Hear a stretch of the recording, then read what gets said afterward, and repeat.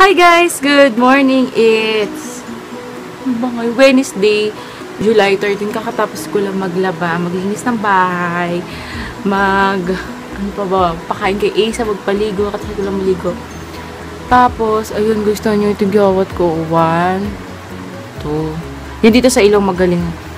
Ewan ko, gawa siguro nga yan ng Itod House. So, papakita ko na sa inyo ngayon yung ang tawag dito, yung nawalang vlog. So, about yun sa sa bag ko na binila ko ng Twilly or yung scarf sa bag. So, balikan ko kayo kasi hindi ko nakuha yung... Hi guys! So, ayan, I'm back na magsalamin lang ako, ha. Yan. Pagpasensya nyo na kaitsurahan ko. So, guys, ito na yung finished product. Finished product talaga.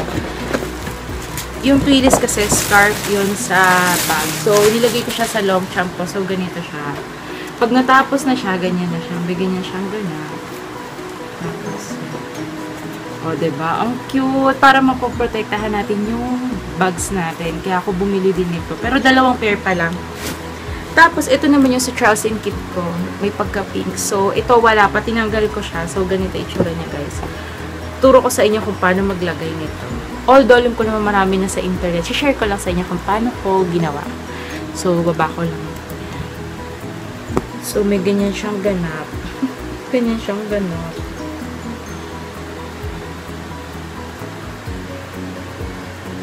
Yan.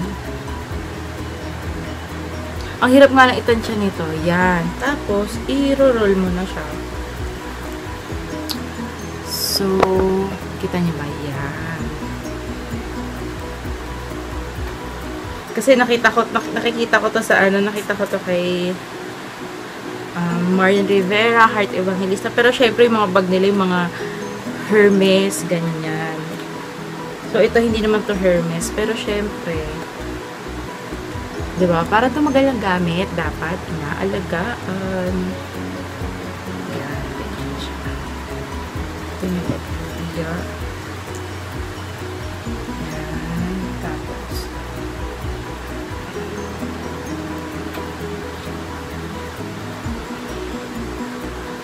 Yan. So,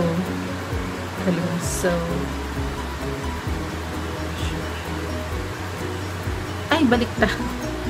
Grabe, nalilito pa rin ako paglalagay, ha. Ganyan. Tapos, ayun. Gaganito ko na siya. Ganito, guys. Tapos, susuksok nyo siya dito.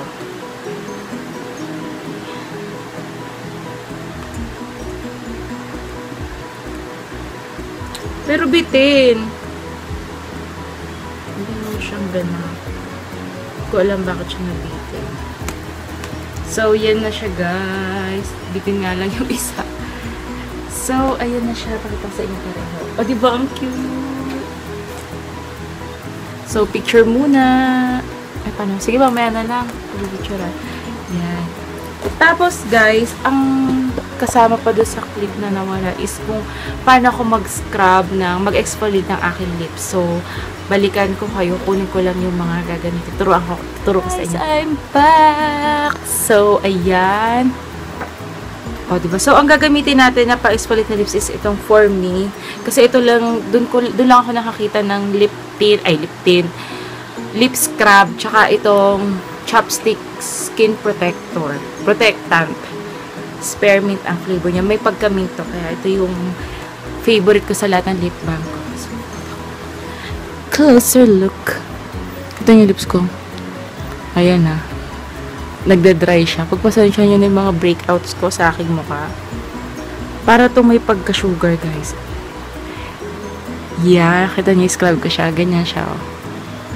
O, diba? Para siyang mga 60 seconds niya i-scrub siya. Para talagang na-scrub niya na ige. Yan.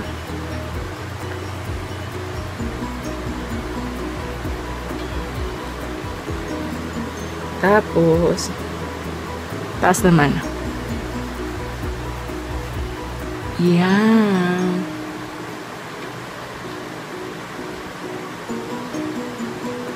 gilid-gilid. Kesa yung toothbrush, kasi binakita ko beauty hack, napan ko sa YouTube. Lalagyan mo siya muna ng lip balm, tapos ibabrush mo siya ng toothbrush. Kasi medyo masakit yun, na-try ka na kasi yan eh. Eto,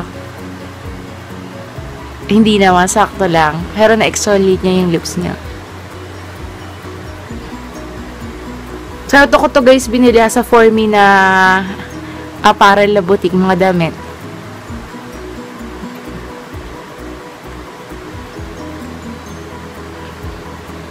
So, pagkatapos mo siyang exfoliate, so, cloth, pwedeng wet cloth or hindi, i-wipe mo siya. Yan. O, diba? Nalasahan ko siya guys, matamis siya, sugar ata talaga to.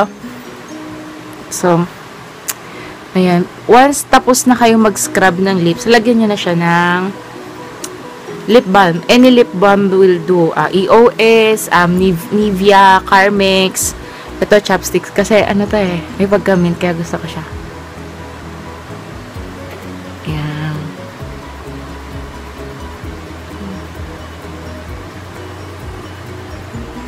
Kung kayo yung, mahilig sa mga matte, kasi diba ang matte lipstick is dry sa lips.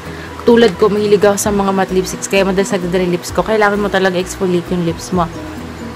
Para hindi siya nagbibitak-bitak or nagka-crack or nagcha-chap. So, yun guys, wala naman masyadong ganap. Yun lang naman yung mga nawala sa clips. Pero, syempre iba pa rin pag yung unang gawa mo ng video, diba? So, yun lang. Tapos, nag-upload ako ng vlog. Super bagal ng internet namin guys. Kaya, pagpasensyahan nyo na kung wala pa ako na-upload ng bagong vlog or bagong video sa YouTube channel ko. So, yun lang guys. Mamaya na lang ulit kung ano man ang ganap. Yan. So, ano pa ba? Wala naman, wala pa masyado. Oo. Punta ko lang sa isang sa labas. Nasa labas sa isang dito ako sa kwarto namin. Dito na ako nag-film. Pambahay lang ako. Diba? So, yun, alam pa ba kayong gamot sa pimples guys? Kasi ang ginagamit ko is yung acne solution ng Celetec. Okay naman siya. Hindi ako pwede pala talaga sa scrub. May mga beads yan. Diyan lumabas yung mga yan eh. So, yun lang guys. Mamaya na rin ako pagkwentuhan sa inyo. Bye! Good afternoon. Katatapos ko lang magtiklop. Ito si Aisan! Si Mr. iPad. Si Mr. iPad. Yan guys. Di ako nakapag-film. Bukas na lang. Ang dilim mo. Para lang maliwanag. Pero madilim yan. Kasi alas 3 na ba Aisan? Parang 3. So, yun guys. Di ko pala mga namin. Aray ko anak, wag. Di ko pala may merienda namin. Bahala na. Iinis ako sa mukha ko, guys. Tingnan nyo naman. Tigawat ko, 1, 2. Buti nga to gumaling na eh. Tapos guys, pansin nyo yung aking kilay. Hindi ko lang na-share ko na to sa vlog ko kahapon. Diba dati super nipis niya. Ginamit ko lang yung binigay sa akin ng best friend ko na Vichy. Galing Singapore yun eh. Pero nakita ko siya sa online. Mahal siya. Pero sample size lang yun. Ayan o, kumapal siya ng ganyan. Ewan ko, ako dahil doon. Tapos, hindi na rin ako masyado ewan ko, basta yun guys, papakita ko sa inyo. Ay hindi, papakita ko sa inyo ngayon. Yung Vichy na sinasabi ko, may serum-serum din siya. Ang dilim! Yan. So, ito siya. Ito yung sinasabi ko. Ito guys, so Vichy.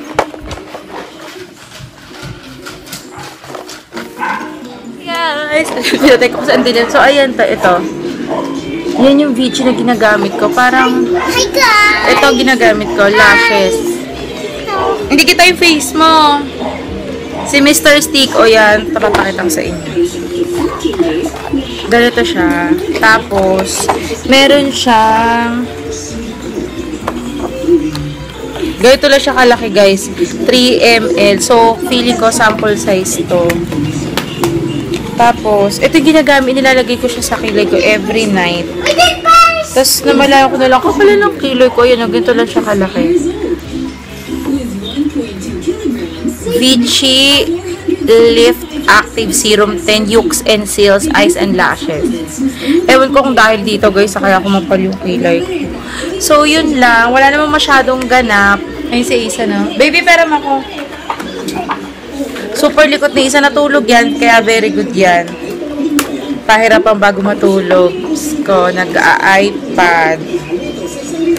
So, yun. Palabot na rin yung iPad ko, kaya ako nakapanood ng YouTube. Pero nanood ako ng YouTube ni Ate Ann Klutz. Totoo talaga ako kay Ate Ann Klutz. Napaka-simple niya, no, guys? Napaka-maming-mami. Pero ang ganda-ganda. Hi, Ate Ann! Sana mapanood mo yung video ko. Tapos, yun lang. Ano ba? So, mamaya na lang ulit. Sana hindi umulan. Or pwede naman kasi ang init. Sana umulan ng konti. Kaya lang baka lalo uminit. Anyway, try ko ulit mag-vlog mamaya. See you later! Isan, babay ka na muna. Bye! Bye! Bye!